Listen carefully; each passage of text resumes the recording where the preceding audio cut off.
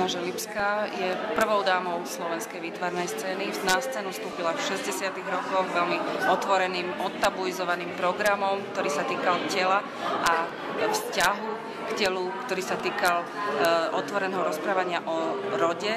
A v 70. rokoch sa priklonila aj v súvislosti s udalosťami v roku 1968 k prírode a krajine ako svojmu ateliéru, ktorý nie je pod inštitucionálnym dohľadom, a venovala sa kultivácii týchto tém v úplne inom médiu, v médiu akcie, objektu, fotografie. Robila akcie, ale aj happeningy. Najznámejším z nich je happening Snúbenie jary a práve takto ju nazval v roku 1973 Pierre Restany, významný kritik francúzskeho nového realizmu, že Jana Želibská je večná snúbenica jary.